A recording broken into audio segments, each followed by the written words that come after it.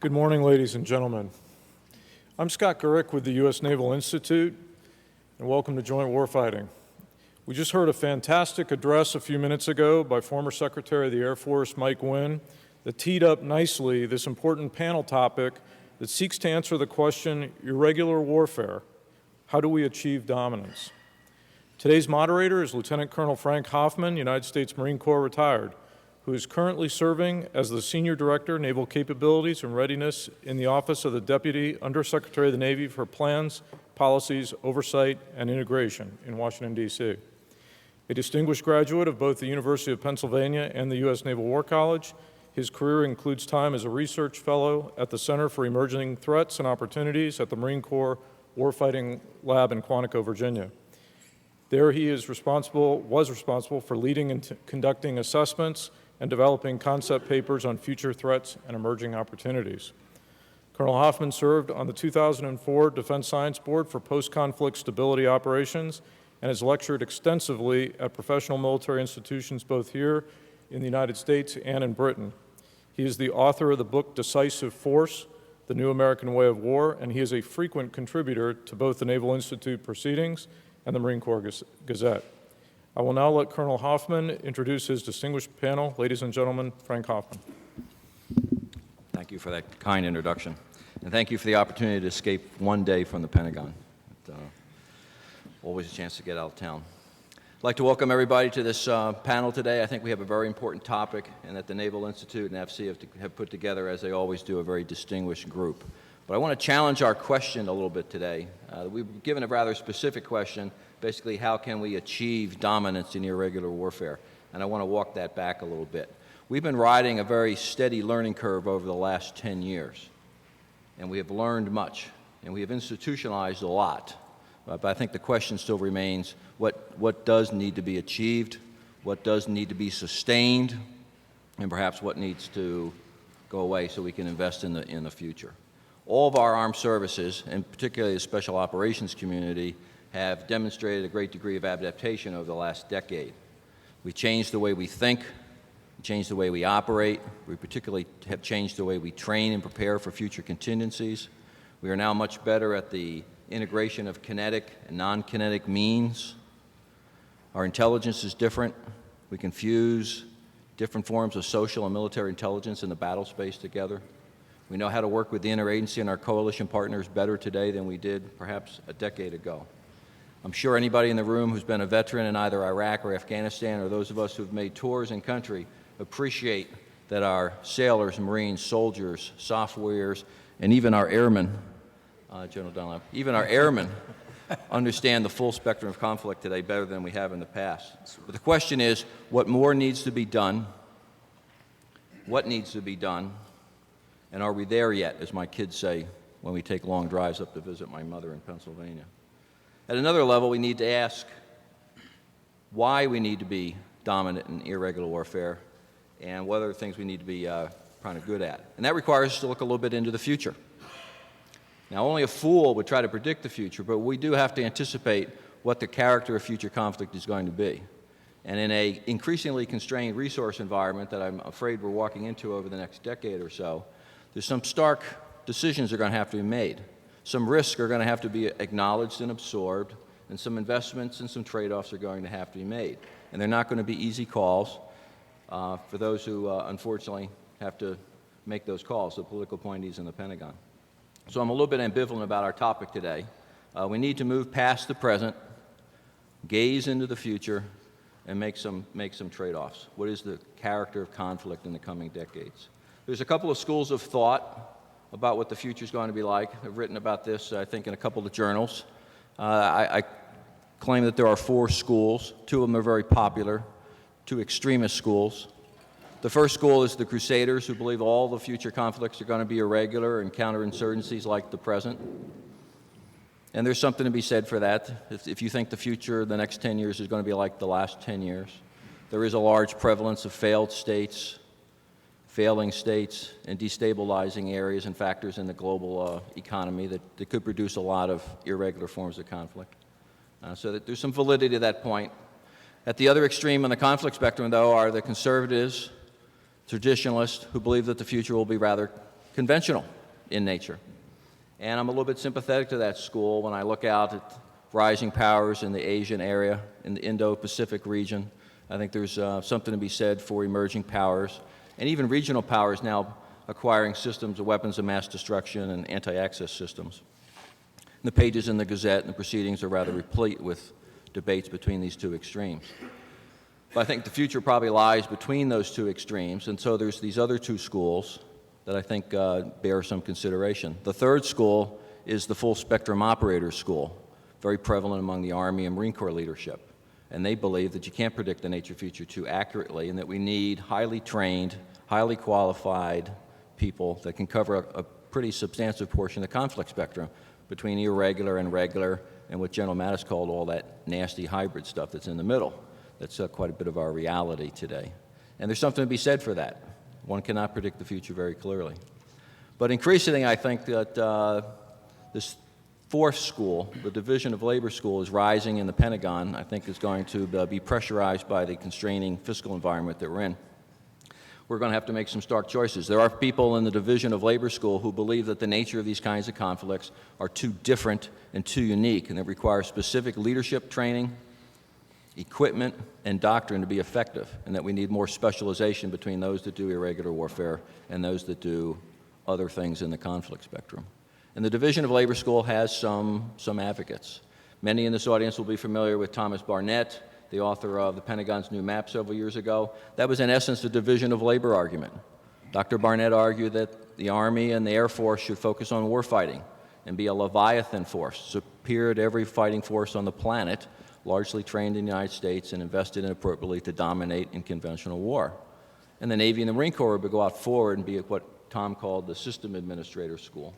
And that's a division of labor, a degree of specialization between the services. Dr. Krepanevich, president of a widely acclaimed think tank in Washington and a member of the Defense Policy Board, has also argued for a division of labor. He believes the Army should be bifurcated and have specialized stability brigades and specialized conventional warfighting forces. So this division of labor school has some prominence in Washington and may rise to the fore, particularly as we get crunched for dollars between these kind of schools. And again, I'm lean towards the middle between the full spectrum operators from my Marine background, but also this division of labor camp I think is going to be heard of today. So I'm hoping our speakers today can shed some light on this. Where are we going? What do we need to be dominant in? How important is that? What do we need to sustain? Where do we need to go forward? I think this panel does piggyback very well off of Mr. Wynn's comments this morning and his focus on air power dominance. You know, there's some things we're probably losing we need to think about. Again, we have a really good panel today. Starting on my left, we have General Bullard from Quantico. He's Deputy to General Flynn in the Combat Development Command at Quantico, which is the engine of change and innovation for the Marine Corps. The General has an extensive background in flying, commanding a MU, and working up in the aviation requirements area at Headquarters Marine Corps. He'll be followed by Captain Evin Thompson. Captain Thompson's got a background as a SEAL. He's got that device in his chest, which probably means he's not going to have to buy any beer for at least a year and too many bars.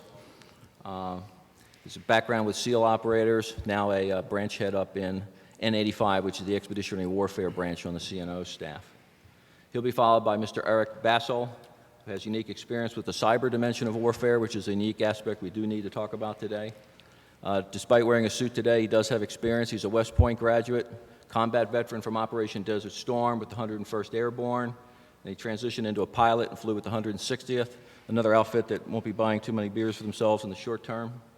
Then he went to a second-class school up in Cambridge, Massachusetts to get some business background, and was a very successful executive with a Fortune 100 company. And now he's with the SANS Institute in the cyber dimension. I think. Yeah. Batting cleanup is my good friend by design. Batting cleanup today, General Charlie Dunlap, Air Force retired, one of the Air Force's most insightful thinkers and prolific writers. He's taken up a new life now in academia. He's left the Pentagon, and he's down at Duke University. But to get him up on this panel, to lure him here today, I had to, unfortunately, surrender my vast repertoire of lawyer jokes, and I'm not allowed to say anything about the General's background.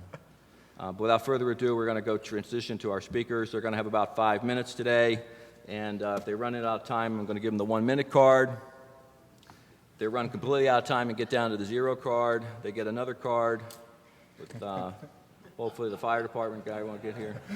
Gentlemen, if you're handed that card, you've run out of your time. Over. Get the fire chief in here. All right, without further ado, General Bullard. Thank you for the kind introduction. We have some lighter fluid to help put out that fire there for you while you're holding that card. All right, a great introduction here by Mr. Hoffman. What is the irregular warfare problem? Let's face it, you got adaptive adversaries of many different sizes, shapes, colors out there, from terrorists to insurgents to shitheads to criminal networks. They're all out there, all right?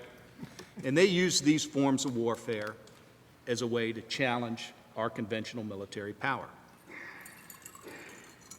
Advances in technology out there, proliferation of GPS for what we have out there, them achieving a greater degree of accuracy and lethality is going to make the problem even more complex for us. These threats are embedded within the population. They're astute at using communications, cyber, and other methods out there, and their impacts can basically expand regionally and globally, creating disruption in the financial markets, oil prices, you name it out there. And many of these conflicts that are out there are conflicts for the influence of and legitimacy over relevant populations, that they want to achieve that degree of power and influence. We face, the U.S. forces, all services, face a dynamic challenge and operational landscape that we need to succeed across a wide spectrum of conflict. My opinion, there's a new normal out there. It's not the normal of the past. It's not, that you can ignore the past. You're not going to go away from combined arms and maneuver, but there is a new normal out there that we've got to deal with, we've got to understand.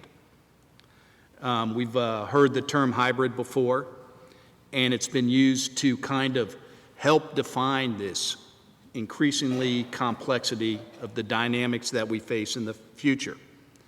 Is there something new with the term hybrid or adaptive adversaries using innovative approaches throughout history? No, there isn't. But the problem is that what makes these challenges today more dynamic is the combination of lethal technology, the protracted and population-centric nature of these conflicts. In my opinion, I think this constitutes probably the most notably pressing challenge that the U.S. forces are going to face in the future. We are going to have to prepare, organize, train, and equip for high-end conflict, no doubt. We are also going to have to be able to do things you move down to the left side of the spectrum, those lower-end spectrum operations. But we are also going to have to deal with this thing that we call in the middle being hybrid, and that adversaries are going to work through surrogates, terrorists, criminal networks, and they're going to try to manipulate markets and energy resources and do other things to give themselves power, influence, and also to disrupt the powers to be out there. These approaches are going to be difficult and to detect, and it's going to rely heavily on a broad-based intelligence apparatus that can support the warfighter out there. And we must prepare for those, call it, low-end adversaries that have high-tech capabilities that can give you a good punch in the nose and make you bleed. And that's what we're going to have to deal with within that, realm of dominance that we want to achieve. What's going to be the key to the future? I think it's going to be education. I don't have any magical silver bullet, any widget to buy out there that we're going to have to achieve, but I think education is going to be the key to the future. I think what we're going to have to invest in here deals with not only our officers, but our senior enlisted as well. That we've got to think of it in a context of not only training, but also education. The individual has to be trained how to use the radio, drive the tank, drive the armored personnel carrier, or fly an aircraft. They have to have that training. But then how do you also look at it within training, career development, career progression and the ability to educate that person. That they've got to understand different cultures out there. They've got to understand what's more behind the scene. Both officers and enlisted are going to be participating in coalitions out there. The U.S. may or may not be the leading partner in future conflicts. There's a lot that we can bring to the table with whether it be a coalition or an allied operation, and there's a lot that we can bring there that we may be the leading effort behind it, but we also might be a supporting effort behind it and for what we do. So I think the fundamental challenge will be providing that education to our leaders, future leaders, and so that they can understand the political, cultural, historic, that kind of framework that's out there in a more complex world, not only in the past, the present, but as well in the future. Dealing with that is that we're going to have to draw from the services, when I say that, is going to have to draw from a breadth and depth of education to include, some of the disciplines to include, history, anthropology, economics, geopolitics, cultural studies, some of the hard sciences, law, understanding legal aspects behind it, so that they can become familiar with this. We are not going to create out of the, those lower level, when you get down to the battalion level and below, you're not going to create an expert in those things. But what you want to do is you want to give them in their part of their education enough knowledge to stimulate those thinking skills that they know that they don't have all the answers and they know what questions to ask, because that's going to be the true art behind it, is not necessarily having the answers, but the ability to answer the right questions. So, how do we achieve dominance in irregular warfare? I don't think we can predict the future, but I do think that we have to have that ability to think, learn, adapt, and act. And that's going to come from the investment in our people. And to have those critical thinking skills to deal with the fog and the friction out there in the battle space for whatever conflict we're in, that they have those skills. The lessons from Iraq, the lessons from Afghanistan may or may not prove relevant for the future. So we have to be able to provide those critical thinking skills and be able to adapt to whatever situation we're in. Thank you. Thank you, sir. Captain Thompson? Yes, sir. Mr. Hoffman, thanks for your introduction. General Bullard, great comments. For one who's spent my entire career doing irregular warfare, except for 1 year at the Army Command and General Staff College, where I learned how to maneuver division and corps, enlightening experience that something like that existed in our military. This is kind of how I've approached my career throughout being a Naval Special Warfare officer. And and General Bullard has hit one of my two key issues right on the head. It's the education of our young operators out there today, regardless of service, and regardless of whether you're in the military or one of the interagencies. You name it, USAID, state, all across the spectrum of our government. We all have to be better educated to understand the threat that is out there facing our country today.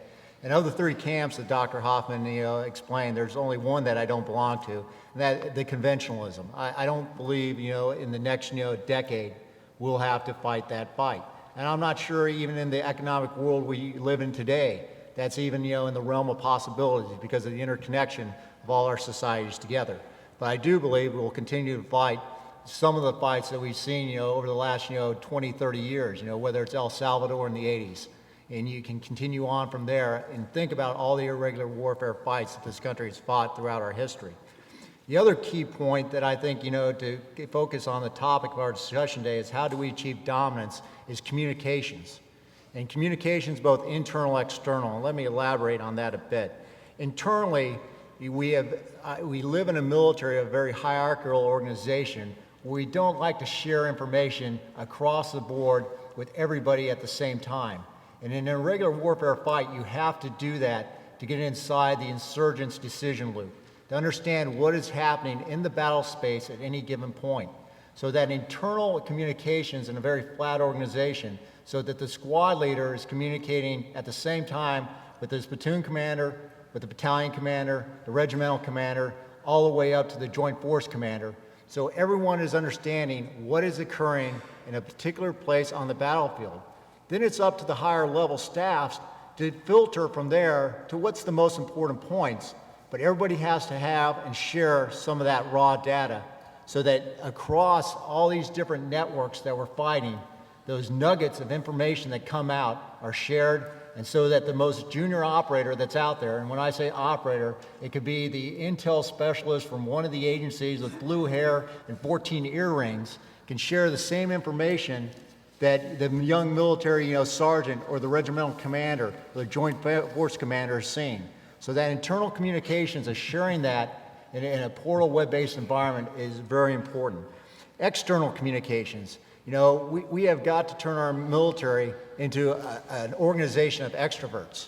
We have to be able to communicate with the people that we are working with, that we're fighting for, that we're operating with out in today's battle space.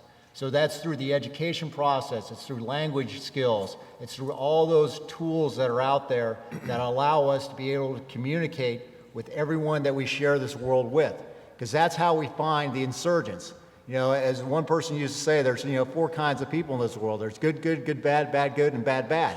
And trying to figure out which person is the person that you're going after is sometimes extremely difficult, in today's world. So focusing on communications, both internal and external, is how I think we'll achieve dominance in irregular warfare. Thank you.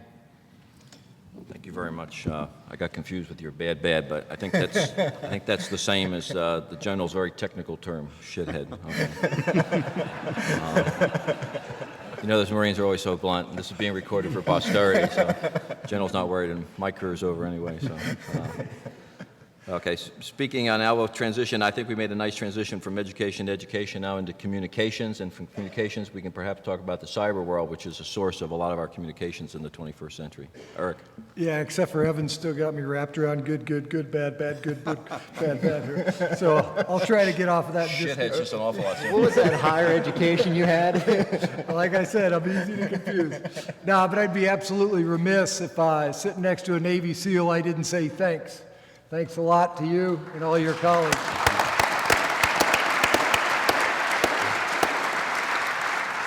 You only hear about one op, but we all know there's lots and lots and lots of training, lots of ones that you go sit in nasty countries and don't get to actually do anything before the one goes down. So, but let me just add to that. There's 24 lucky guys that got to do what our nation asked us to do, and there's hundreds of thousands of people that went and participated in this over the last 9.5-year hunt, and there's over 4,000 young men and women that have given the sacrifice to get to that day. So thank you. Yeah, amen. Without a doubt, within my military career, the fondest memories I have are working with guys like the SEALs and special ops guys around. They're just the finest fighting forces out there, and it's just an absolute pleasure to work with. And it's sort of interesting, when I left the military, spent some time doing some eco challenges and the like, and for those of you that don't do that stuff, they're actually quite interesting and challenging. They sort of take a marathon, and that ends up being sort of beginner's work, and you enter these 14-day competitions. And you'll see, as soon as a Navy SEAL team joins it, they become the de facto guys to beat, right? And I actually thought that was a great place to start, because it's sort of why does everybody expect them to win? It's a 14-day competition that does kayak, horseback riding, mountain climbing, technical climbing. Yeah, some of those skills match pretty well to what you expect a SEAL to do, but not all of them.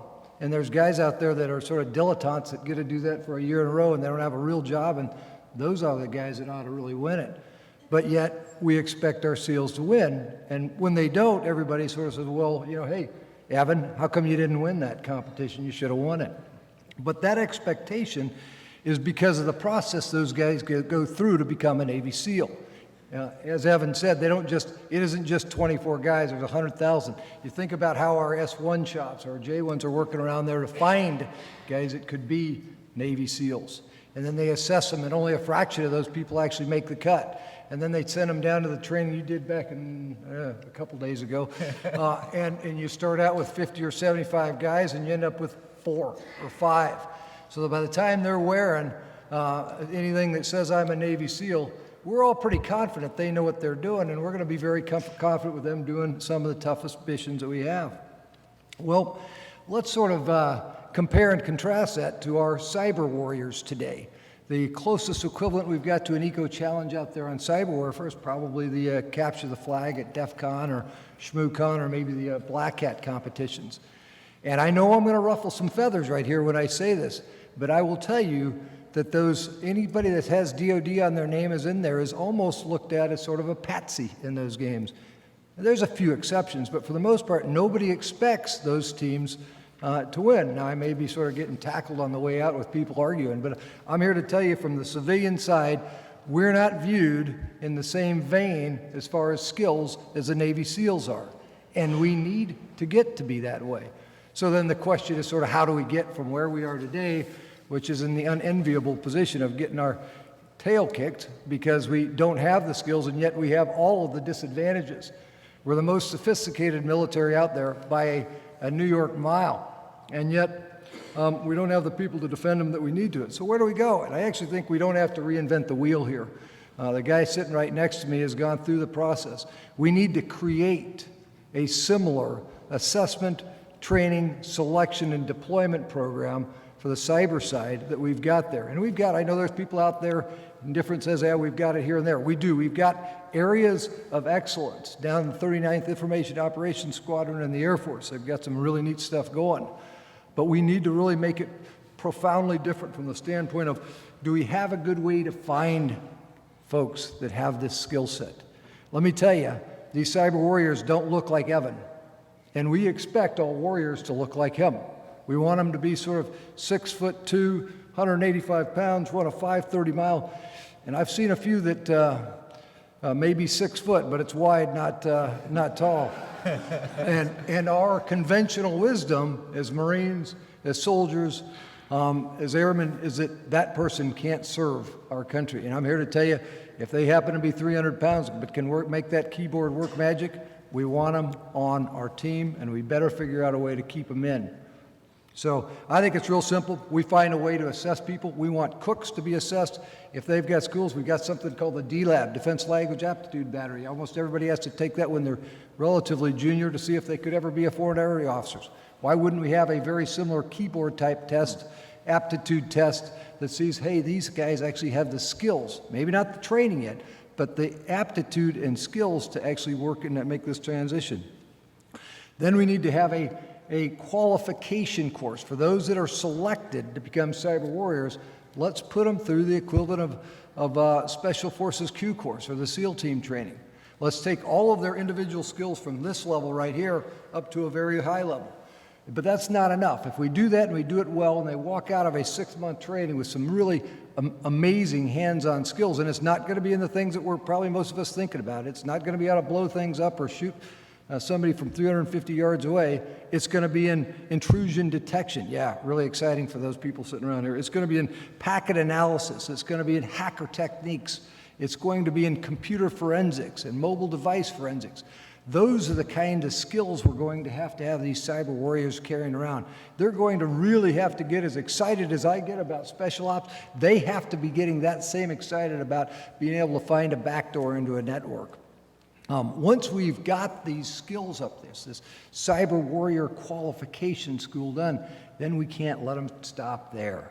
We've got to take those guys and deploy them that way. If you take an individual Navy SEAL and send them out to do war, they're going to be ineffective, right? We deploy them as teams so that they can, once they've got their skill level to this point, they then go get even more advanced specialized skills. So everybody brings something unique to the fight. You got a communicator that's got skills there. You've got somebody else that's got skills on being a medic, and they work together as a team. So if we deploy them that way, and finally, you better have a plan to retain them long term. So in the interest of not getting the burning cart, I'm going to turn it over to my colleagues. But I think if we don't have a way long term to retain these folks, and you talk about budgetary environments, we'll end up losing them. They'll end up coming back as contractors and we'll pay 4 times as much for the same skill set. So thanks.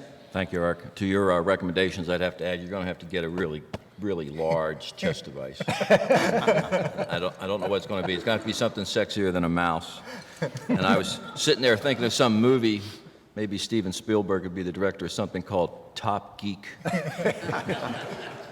the idea of Tom Cruise and maybe Sandra Bullock starring in this movie, going through Hell Week, something out in Coronado, I'd like to see. Computers and Red Bull, right? Maybe All right. a few earrings and nose rings to top it all off. They'll be allowed. All right. General Dunlap, sir. Thank you very much, Frank, and it really is an honor to be up here. I think it's interesting that the Navy, in my experience as an Air Force guy, has been so open to hearing different points of view. I think I've been invited more to speak before Navy audiences than perhaps another service that will remain unnamed, except at the end of my title. Looking at the future, I think one of the realities we have to face with respect to IW is that we are not going to be doing the large footprint nation building type of IW, even if it is the best course of action. The electorate isn't going to support it. It costs too much. We're not going to spend another $1 trillion. So we have to start thinking about how do we address those kinds of threats. And one of the things that I've been concerned about is we've been addressing the IW at the expense of addressing the potential existential threat. I would suggest to you we need to be 100% certain, not 99, not 95, not 91, but 100% certain that we can address the existential threat. And I would suggest to you that as great as our capabilities are across the spectrum, if you're a Chinese war planner, you don't wake up in the morning worrying about the best army in the world, which is the United States Army. You wake up worrying about the United States Navy attack submarine force. Because that's something you cannot deal with, and it's a game changer for your planning. So we have to keep that in mind in terms of the priority that we give things. The future of how to address IW, and let me just make one comment about the potential. People think, and I do disagree, it's hard these days to disagree with the SEAL, but let me disagree with this one little footnote to what he said, that economic interconnections make major war with a major power unlikely. I would suggest we take a look at Norman Angell, who wrote The Grand Illusion, I think is the name of the book, in 1914, who made that very same argument, that there could not be war in Europe because it would not make rational sense because of these economic interconnections. I would suggest to you that war has a different motivations, it doesn't have that rationality that comes out of the mind of a SEAL. I wish it did, because there's so many rational arguments against war, but it doesn't seem to work out that way. I believe our future in IW is technology. We need to look at what technology and how it's changing. I would suggest to you that many of the actors in IW, many of our adversaries, are growing up today addicted to technology. They are addicted to cell phones. They are addicted to getting on the web. They think they have these smart ways of outsmarting those guys up at Fort Meade, but I would suggest to you that that is a vulnerability. Anything that exists electronically is vulnerable. And of course, that makes us vulnerable, but relatively speaking, between the nation state and the non-state actor, I think the weight of less vulnerability is with the nation state. I believe that we have to look at dual-use technologies. In other words, something that can be used at high-end war as well as low-end war. For example, how do you turn a B-52 into close air support weapon? Well, it's with SOF on the ground and so forth and good intel. We should keep in mind what General McCaffrey said about the emergence in very recent years of highly precision strike and persistent ISR. What we will want to do in the future is to drive the Saddam Husseins into the spider hole, or the bin Ladens into a compound where he has no internet access, no telephone. That's the only way these guys can survive, and that is not a way to command and control forces. So even in this distributed environment that we live in. So we really do need to focus on that. I would also suggest that we understand that the psychological toll that technology can take on non-state actors who lack it. I really believe that many of our adversaries are quite willing to die for their cause, but they want to die in a certain way. They want to die taking out, as a suicide bomber, taking out some of us. What they don't want to die is in a building that's been lazed by a soft guy on the ground and a JDAM is coming down on their head. That's inflicting a sense of helplessness, which is a good thing. So in other words, we have to be, the model for the future really, I think, is the small footprint, El Salvador, the Philippines today, the first part of the Afghan war. That's the kind of thing that we need to be looking for these IW engagements in the future. And just to close, because I really do want to get to the questions, that's always the most interesting part. In terms of training, I hope that people carefully listen to what General Bullard said, because he talked about developing critical thinking. Because that is the key thing. I'm afraid that we have a lot of folks that are learning Pashtun today, that by the time they get out of school, that's going to be yesterday's news. I remember in the late 90s, we sent a lot of people to learn Serbo-Croatian. I ran into one of these young officers who had just gotten out of Monterey, is that where the language school is? And she was looking for a job because the 2 years she spent learning Serbo-Croatian, there just wasn't a market. So in other words, I think that the training needs to be focused on methodologies, on critical thinking, on how to be dynamic, as opposed to learning everything about a particular culture, because the focus might be, if you learn everything about Central Asia and the next event occurs in South America, I'm not sure about the transferability. So we need to focus on the methodologies and the way of approaching problems. So I think, just to quickly summarize, we need to, A, give priority to existential threats in a way that has not been done, in my judgment, sufficiently in recent years. Number two, we need to address the IW threat. It needs to be done in a small footprint, high technology way. And then thirdly, I'm in violent agreement with my colleague that training of the individuals of a smaller military is essential. I would just offer that training ought to be on methodologies and systems and ways of thinking. Thanks a lot, Frank. Thank you very much, sir, and thanks for finishing on time. It's interesting to see this common theme. Many of us thought that perhaps our asymmetric advantage was just in technology, but I think everyone here is in agreement that our human capital and our people actually may be the real asymmetric advantage, but also enabled by technology, as much as pretty balanced perspective. Another theme that I think I like, without using the general's technical term, I think one of the things that ties you together is that we're all in the business of facilitating the velocity and the frequency of allowing our nation's enemies to meet their maker, and as often as frequently as you can. So what we'd like to do now is turn to some questions from the audience, and we have microphones available for those who have the urge and or something, some insight they'd like to offer us. I'd like to keep the questions to a question somewhere in the statement, and generally in the front end of the statement, and just go up to the microphones. I'll start taking them from the audience, or I'll start asking my prepared questions, which a good moderator always has in his hip pocket. You, sir, have the first opportunity. Lieutenant Colonel Elton Roberts.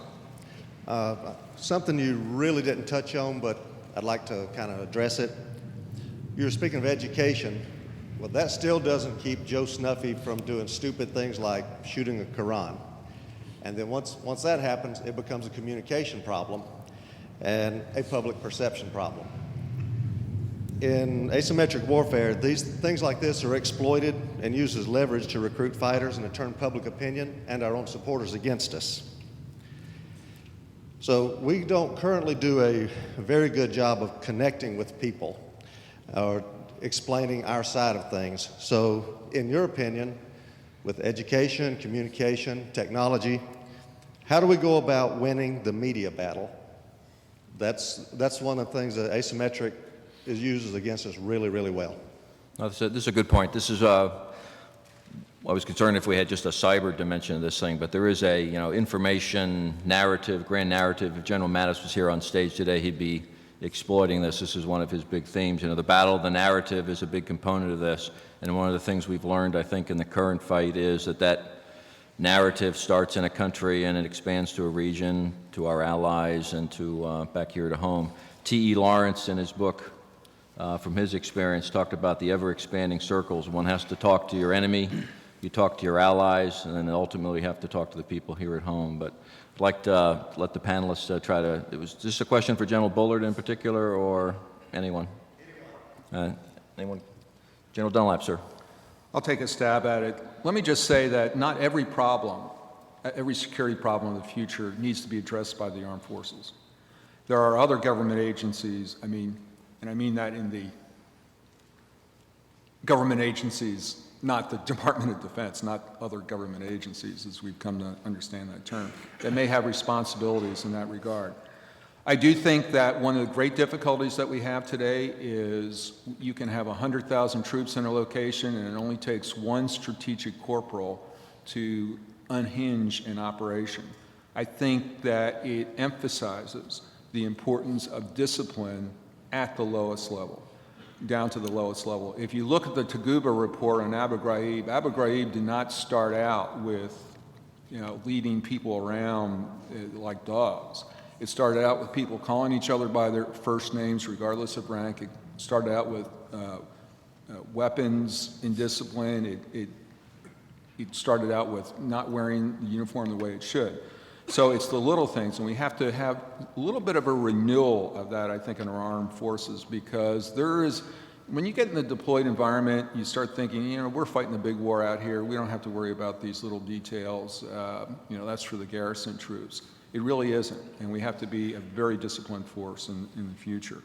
And then finally, I would suggest that as important as it is to have our message out there, and we have to do it in a culturally attractive way, I think we can get wrapped up too much in that to the point where we forget about the role of military force. The fact of the matter is, as many of you know, in the strategic bombing survey after World War II, they really did conclude that the German will had been broken. But the fact of the matter is, in a totalitarian regime, they kept fighting, they kept making planes and so forth. So winning the hearts and minds of people and wanting to be liked around the world, obviously that's a good thing. But there's another piece of a security equation, which is just the hard force that can be persuasive as well. Anyone else? Sure. It's a difficult question to answer. And I'll be honest with you, I'm not sure we're going to win every narrative in every battle when you're out there. The complexity behind it is that who we're fighting right now today, and to a degree over in Iraq as well, there's never any obligation by them to tell the truth. So they immediately have a leg up. And then you've got media outlets out there that are prone to tell their story, vice getting the truth out there. I think the first thing that we're gonna have to do, and I think part of the lessons that have been with Iraq and that have come over into Afghanistan as well, is that whether it be a troops in contact scenario, or whether it be some location that you think some key leader is there, and you decide to take it out with a bomb, what have you, that you're going to immediately have to get out there and tell the narrative of what you just done. That this particular leader, this particular person was at this location, and we took out this particular building, this facility, what have you. And that narrative has to go out immediately, because invariably what happens is that you get into this collateral damage aspect. And when that collateral damage story comes out with that's when we start losing that media battle that you talk about. And I think the only way that we can deal with it, which is somewhat counter to our culture, as far as being out there on the battlefield and the use of the media, is that we don't want to get the story out there too quickly until we can exploit the site, get the intelligence, and then figure what's the next link that we're going after with that node, as we're connecting all the dots of that network out there. So I think that's the real challenge. And I think the only way that we can, to keep up with that narrative battle is we have got to place an importance on that narrative battle and not losing that battle by getting the story out there quickly of what we did and why we did it, as well as understanding the importance for intelligence for what we're trying to do, because we're always taking another step within that. There have been missteps by all the services through both theaters. And I think the only way that you can get around that is by acknowledging the missteps. There have been, you know, as General Krulak always used to talk about, the strategic corporal that's out there with the 3-block war. I think that's where it comes back and ties back into this training and education. I think that the small unit leaders out there, their actions or missteps out there have strategic consequences. And that's going to be the area of importance for what you do for as far as their training and education. I think part of the other aspect, and it's obviously different from the soft side of the house than it is from the conventional side of the house for what particular actions, but I think on the conventional side of the house, there's going to have to be a tactical patience. That, in other words, there's going to have to be the decision by that leadership on the ground right there, right then, with the troops in contact scenario, that do I pursue or do I withdraw? You know, what is the natural instinct by any service member that's under fire, under that condition? He's going to want to pursue and he's going to want to fight through the enemy. But depending where he's at what time, what village, what's happening in the larger, you know, progression with that village, I think there's going to have to come a decision time frame on the ground for that guy or gal, where they have to look at the situation and decide, do I pursue into that building through fire and maneuver at the risk of the civilians that are in and around, or do I withdraw and try and contain? And I think those are going to be those tactical decisions on the ground that ties back into the strategic narrative, that ties back into the campaign plan. And, you know, it'll be different in each situation. And I don't think you can put any kind of magical formula on it. And that's what the guys are going to have to understand on the ground. And I think we've gotten a lot better with it from what we've done. Frank, can I have a quick re-attack on that? All right, quick. I'm in violent agreement, you know, but we have to change our mindset. It's ironic to me that it is easier to get authority to drop a bomb on another human being than it is to get authority to talk to a reporter. Yeah. We've got to change that mindset. Secondly, we have to incorporate into the planning process what are we going to do when things go awry. I often think Eisenhower already had his message written if the Normandy invasion went wrong. That's the kind of thinking that we have to have. And then thirdly, I think that we have to accept that, as Wesley Clark said in his book, Waging Modern War, the adversary always knows more about collateral damage than we do because it's usually in his territory.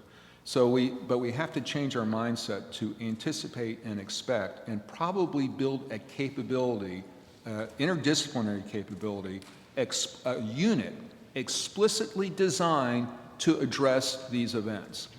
Already standing, has an operator, has intel, has PA, has legal guy, all those capabilities. Yeah. I think that was a great question. We'll move along, but there's a great item in General Sir Rupert Smith's book on War Amongst the People, where he talked about changing our metaphors for war from Clausewitz's two commanders with pistols doing a duel, and he talked about basically two TV producers dueling out with narratives and imagery, and that was General Smith's experience in Europe, where, you know, the adversary and the Blue Force are basically competing with their ideas and their narrative and supporting it with pictures. And if you think yourself as a dueling film producer, as a commander, you might be better off in the 21st century. The sergeant was the next question, please. Good morning, gentlemen. As a Marine sergeant, directly responsible for the training and ensuring that my Marines get trained, I greatly appreciate the panel's identification of the need to train our troops. That being said, as a communicator and as a reservist, I have a lot of Marines underneath me, and I also see this in a lot of my ROTC counterparts in other branches. They also have a lot of college-educated, really bright, eager troops willing to learn. But we hit a lot of roadblocks with budget constraints to get those troops trained. And it's very hard for us to get these Marines trained and to use their abilities. A lot of them have degrees already in computer science, software engineering. So what is going to be done, or how can I, as a small unit leader, what can I do to get their abilities better used within the military? Thank you. I can take a stab at that. And it's just that, it's a stab, because it will be a very unsatisfactory answer to your question. But I think that the first acknowledgement, at least on the Army side, because I've been down at Fort Gordon working with the School of Information Technology quite a bit, is that there's a recognition that there's an issue. That's the start, right? There's a recognition that we're getting smart guys in the door. We're training them the best way we know how, right? We're sending them to the unit knowing that they're trained on systems and stuff that are obsolete, not being used, and praying to God that there's a good E6 or E7 out there to train them on the job when they get there. Unfortunately, very frequently that happens in theater. So, hear you, Sergeant. You're absolutely right. I'm sure it's not much different in the Marine Corps than it is in the Army, but I'm looking to my colleague for acknowledgement on that. Maybe you can't do that publicly. I can. But it's a recognition that the technology and the systems are changing more rapidly than our training apparatus is prepared to manage. I think the answer is, in the short term, going to be more of the same. And I mean short term, probably this year and next, which is we'll continue to send you soldiers and expect them to get trained on the job out there in the field as we try to work through a system that involves, working with vendors and equipment manufacturers to bring the training to the schoolhouse so that they leave with the appropriate skills. I don't know if I got to what you're asking or not, but certainly an acknowledgement of the challenge. Could I add a footnote? I recognize the importance of formal training programs, but I also think that a professional has individual responsibility. So it may be that part of the solution is people go out and learn it themselves. Everybody ought to be reading proceedings, for example. They ought to be going through the CNOs and the Commandant's reading list. They ought to be working through those things to build the intellectual database so that they have a context and they're ready to learn the high-end technical skill that fits in with that larger narrative. I see the challenge in training a lot of times is you're trying to put a very specific thing into a kid's head, but he doesn't understand the big picture. In terms of learning the big picture, a lot of the responsibility ought to go to the individual, and we ought to be telling them that. Hey, you're a professional.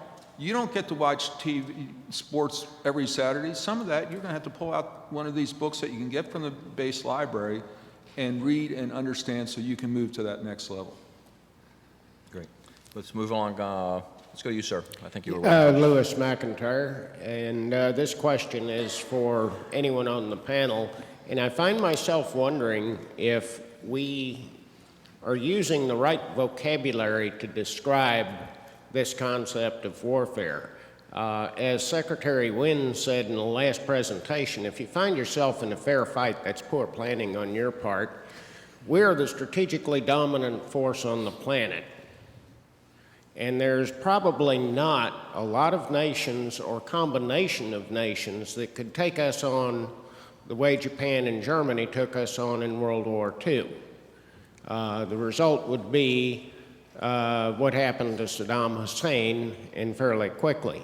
What we are facing are strategically inferior forces that are seeking to deny us the freedom to maneuver and bleed us with a lot of small cuts until we lose the will to continue pursuing our objectives.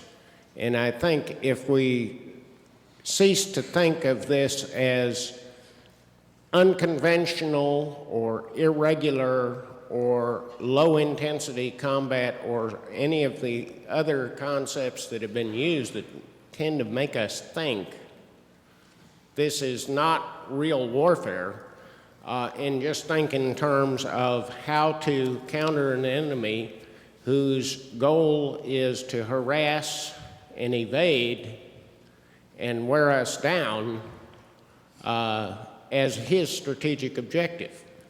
It's a kind of a vague question, and it's about half a statement, so I'll quit. Thank you for your honesty. Actually, I did think there was an issue in there. Does anybody want to take that on? Sure, or do you want to? Well, I just want to just take a little bit. Worked a few years. Some of my background's in the intelligence community and thinking about the future, and there definitely is an element of somebody trying to bleed us out over time. But some of the adversaries I've seen around the world, I have another term for adaptive folks, for adversaries in the future. I think they actually are trying to win. There are folks, maybe not in Afghanistan, but certainly in Hezbollah and some of the future threats with the lethality they have. They don't just attack and then fall away. You know, Hezbollah came back and took towns from Israeli fighting forces, you know, in night operations. Guerrillas don't take ground back. Guerrillas always, you know, do an ambush and kind of leave. We're seeing some adversaries in the future who are going to contest us differently and make terms like strategic and low end kind of irrelevant.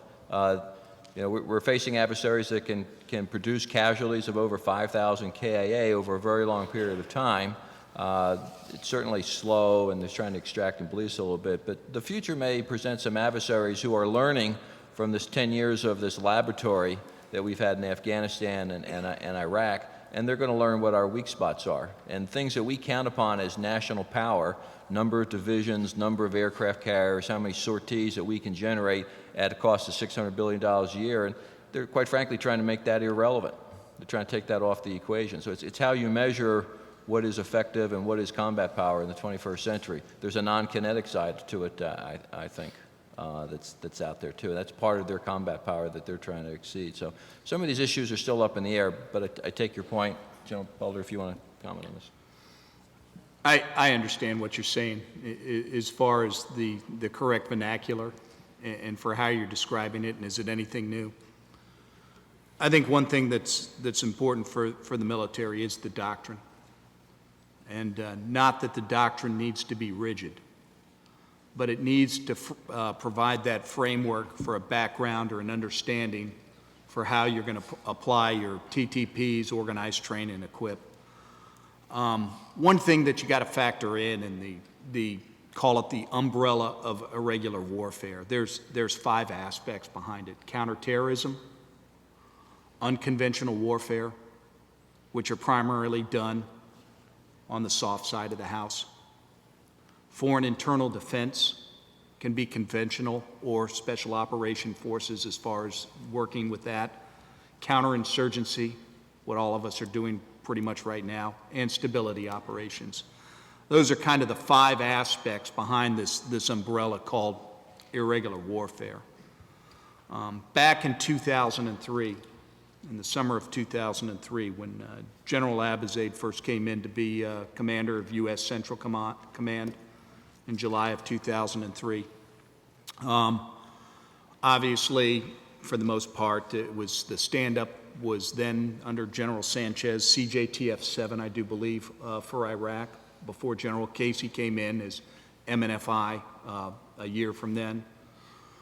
The question was what we were going to do as part is how were we going to, you know, deal with the fight at hand for what we had, because that summer of 2003, the violence levels started coming up in Iraq, and it was essentially what had happened was obviously the fall of the capital, Baghdad. You know, we had the Iraqi forces, you know, their army at that time. There were riots. We were working with them with the pay. And then it was how are we going to move forward here in the future with the construct of CJTF-7 and CPA. What we went to is the book that he has over to his right there is as we were trying to put the framework forward. And that was the Small Wars Manual at the time. And we were sitting at CENTCOM and trying to lay out this framework for the way ahead, for the components that were involved in the fight at that time. And obviously the way forward is what we set out was a for the stability of Iraq based upon the principles of counterinsurgency. And that was as far as what we were going to do for the local governance, the security apparatus, so they could redevelop their economy and move forward here as a nation state. So I agree with you in your context for what you have with all of our titles and everything else for what you say out there. The counter-argument that is that we need to have a doctrinal framework within the military that we're going to organize, train, and equip, but yet we should be flexible in our doctrine, that we're not sitting there here's the question, we pick answer A, B, or C, or D. I think we've got to be a little bit more adaptive in that approach to recognize situation and how we're going to apply aspects of our doctrine. Can we go to you, sir? Thank you for your patience. Yes, sir. This question has to do with something that General Bullard touched on the legal aspect of unconventional warfare, and do you think that there needs to be any changes in how we view, looking at the Geneva Convention and other documents of that nature, how we classify warfare as either conventional or unconventional, and whether the rules of engagement change based on whether we're inside a conventional warfare or a unconventional warfare? True. No. Yes. I think when I was pointing to the legal aspects for as far as training, I think there needs to be a greater appreciation down at the tactical levels for that legal aspects for it and a greater understanding. And that is for understanding a lot of times the right questions to ask within the legal construct for what they're operating in. They will understand the rules of engagement down at the tactical level. As far as for rules for the use of force and for what you can and can't do, I think need to be flexible enough that allows the man at the scene that tactical latitude to act or react. But also there has to be behind it the education and the training behind it that that person at that time has got to know whether he needs to fight or he doesn't have to fight at that time for that moment. And I think that's going to be the balance for it. As far as there's been discussions with OEF and in the past here for the rules of engagement and revisiting. I don't think there's been many substantive changes for what they're doing. A lot of it has dealt with the aviation side of the house for troops in contact scenarios where taking out that building, and then they take out that building and lo and behold, you got 24 civilians that were held hostage in that building that have now dead, and now you get back into the media battle, the whole STRATCOM approach. And I think that's going to be the balance as you go through this various circle. And I don't know if the general down there has any comments General from the legal. Dunlap should definitely have something. Just a couple. I think that in terms of changing international law, I don't see any scenario where that A is going to happen or B would be particularly in the interest of the United States. I do think that international law isn't really the issue. There are some evolutions going on in terms of interpretation of what constitutes direct participation by a civilian, such as they can then be targeted on the same basis as a traditional combatant and so forth, and particularly in the cyber realm. In fact, I just wrote an article on this, what constitutes an act of war and so forth. But I think the general is exactly right. In terms of the rules of engagement, I think that process really is pretty good. And we are aware, there's much more awareness now that the enemy is going to wage what I call lawfare against us. In other words, try to characterize what we're doing as illegal or immoral in some way. That's part of their asymmetric strategy. And I think people are much more cognizant of that and work very hard to make sure that we do things the right way. Now, I will say one thing. Coming out of the Bin Laden operation, there's a lot of discussion about Title 50 and Title 10 and where that line is drawn and where it should be drawn. So I think you might see something on the domestic law side, but I don't think it's really going to change much in terms of what the law is in constructing rules of engagement. The important thing about rules of engagement, I would never like us to get to the mode where everybody thinks, well, we got to have a lawyer at every fob. That's the wrong approach. What we want to do is internalize the concepts, the basic principles, which do resonate with our troops. They instinctively know a lot of this, but internalize it so that they do the right thing, and then we have to be prepared to deal with those anomalies that do occur and will inevitably occur. One last thing on this, Stephen Ambrose wrote in his book, Americans at War, about World War II. He said, when you put young men in something like this, when you put young men in a foreign country with guns in their hands, and you put them under a lot of stress, sometimes terrible things happen that you wish never happened. We have to accept that these things are going to happen in the future. That doesn't mean that we don't maximize our efforts to do things the right way, but we need to learn to deal with the inevitable fallout. And when they do, we remember that it becomes a public opinion matter, not a law matter. And the old adage of bad news doesn't get better with age comes to mind. Absolutely. We can take our time when we have good news to report. If it seeps out, fine, right? The message goes a little bit different than you want to. But when it's bad news, we better be the one managing that out. And with the new media outlets we've got, sort of good news, bad news, it gets out and it gets out fast. That's sort of the bad news. But the good news is, because there's so many different outlets, it's not like everybody's turned to one channel to watch the 6 o'clock news anymore. So. Okay. Just let me add one thing. I think, the rules of engagement topic is interesting because the rules of engagement are really just a technical educational training part. They are set, defined, standard that we fight under. The real issue is for our soldiers and our tactical leaders to understand commander's intent.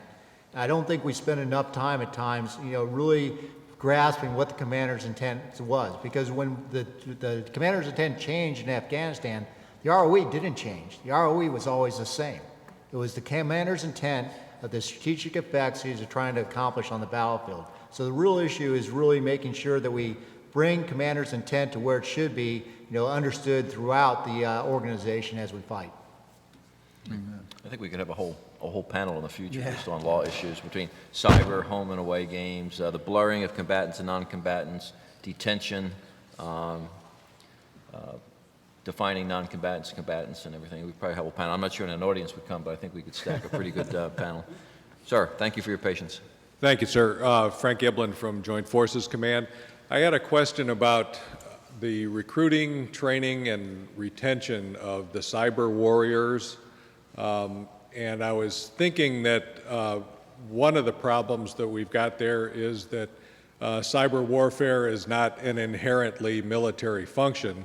So you have a lot of trouble taking somebody who has the eyes to pass a flight physical or who can run a 6-minute mile, sitting in front of a computer screen for hours on end in their parents' basement and eating Twinkies doesn't make it any easier to pass those physical tests. And I was wondering if because it's not a military function, that we could go to the model that the Chinese use of the patriotic hacker, just some sort of loose federation of civilians that are computer savvy and network savvy. Same thing with the battle of the narrative. That isn't inherently a military function. Those communicators can be somehow federated to support the U.S. national interests or the whole of government narrative. But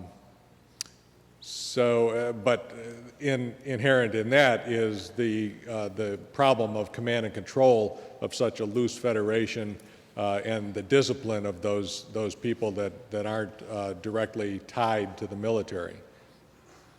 Yeah, let me see if I can tackle that, and I'm sure there'll be other folks on the panel that want to take a stab at it as well. First of all, sort of when you think about the advantages we have in our even in the SEALs or stuff in the military versus cyber, yeah, no question about it. We have the advantages to training those guys certainly lies in the military. We have better equipment, better guns. You have access to airplanes and helicopters to support. On the cyber side, those are not your tools of combat, right? So any guy with $2,000 can get in the game with some of the best equipment he needs to fight, which is a little bit frightening, right? It really is. You refer to sort of a loose alliance. We've had a lot of discussions about sort of a cyber Minuteman concept, which I think is deserves some more thoughts into how you do that, because clearly you would need the infrastructure there, the command structure there, and then you'd have to, because we could clearly find, I think, several thousand folks out there with the skills that we'd be proud to have them on our team today. Discipline, maybe not so much, but skills, we'd be very proud to have them on the team today. So if you wanted to pull those guys on and we needed them in a very, very quick fashion, you better have the infrastructure set up. What command are they going to go over? Do they need to? Do they have to report to duty? Do they have a security clearance already? You can imagine all the things that have to go. So if your question is, should we consider that? Absolutely. We should consider it. We should consider it today, because we've certainly had a lot of people on the Hill say that we need 20,000 and we have 1,000 or 2,000 right now. And I'd argue that if you looked at really deep technical skills, it's probably a number that doesn't even have a comma in it yet. It's probably 900 or 800. And those are splintered down into, what are they really good? Are you a good network penetration tester, or are you a good web application pen tester? Those are different people. Are you a good forensicator for mobile devices, or are you a good forensicator for networks? Those, again, are different people. And, people that aren't in it don't get that. But it's no different than being good at shooting a good sniper and a good heavy weapons guys. It's different skills. So, yes, we should do that. That's going to be hard, in my opinion, because it's going to take a lot of coordination to do it. I still think we need to go down the path of creating those skills in-house, even while we're parallel and trying to figure out how to pull folks on board. It really does raise some serious legal questions, though, when you have a civilian doing activities that constitute, depending on how you want to interpret it, direct participation in hostilities, because then they could become unlawful combatants. And you know what we do with unlawful combatants or unprivileged we can belligerent. stop that. The guy that has the technical skills can go all the way to the point and then say, push that button right there and get very close to being... Right. There's a lot of discussion, because however we define that, then we either include or we take out of a target set guys on the other side that may be doing that sort of thing. But there may be a creative solution, especially in command and control. We may want a situation where people have to stay on the job. We don't want a New Orleans cops thing where they had 200 guys walk off the job after Katrina. So it may be that we want to have a creative kind of status, like the Public Health Service and NOAA are subject to the Uniform Code of Military Justice. They are a uniform force, albeit not an armed force. So in other words, I think that we might be able to creatively come up with a status which is not exactly members of the armed forces, but nevertheless complies with international law and gives us that legal coercive power, yet is an inviting atmosphere for a lot of people that would not be happy in I think, the BUDS program or whatever. I mean, it's a cultural shift. It's really simply what it is. And if you found me the best cyber warrior, if he was 6 feet wide and says 6 feet tall, and he can only run a 40-minute mile, and our nation was willing to deal with his healthcare costs if he came into the active duty military, I'd bring him on. We really want the best our nation. And if we have somebody like that who has the integrity and the core values that our military expects, personally, I don't care what he looks like, because I'm not going to have to go through a door with him or send him into combat. His combat is behind a screen. And if he's the best at it, let's change our culture, which we do all the time in the military. We've done it throughout our history, to have the best to protect our nation, because that's really what it comes down to at the end of the day. So it'd be a cultural shift, that we have 6 feet wide people with purple hair and 3 earrings.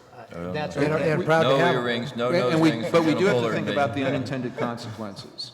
The unintended consequences of having a person like that in the regular armed forces. That's why, because not every leader is as dynamic as you are. And there are other things, expectations of the public, what other adversaries may think and so forth. So it may be, I would suggest, we want to come up with some other kind of organizational structure that is not precisely the same as the traditional armed forces, but we got to get that capability, because that is our asymmetric advantage. Yeah, it's if you think about, sorry.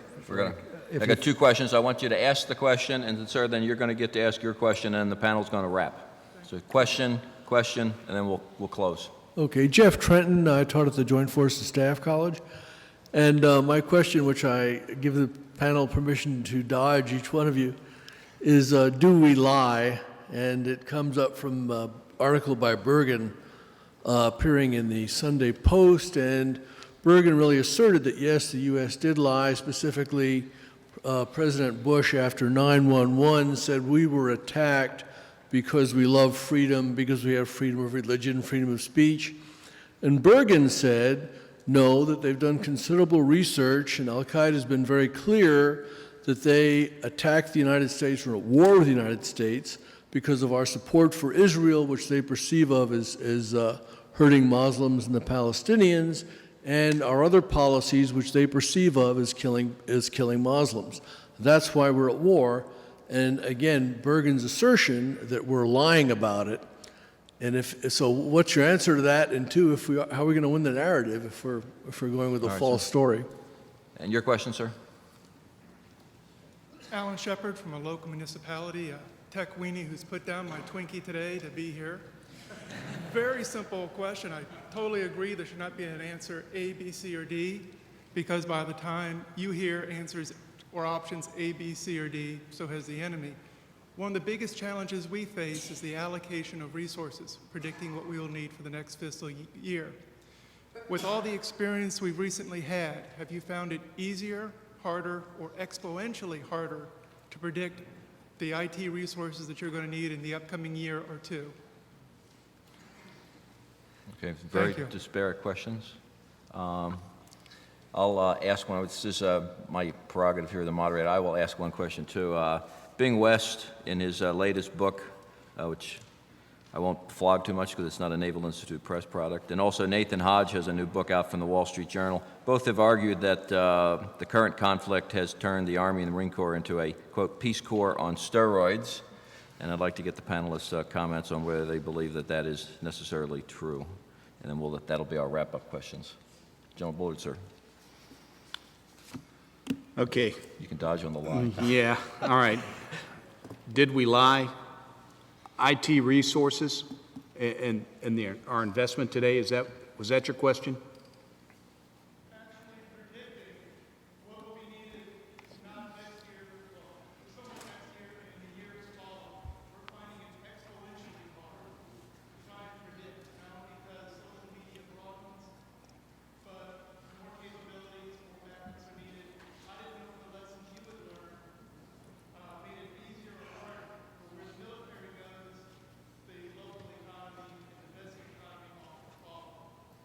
Okay.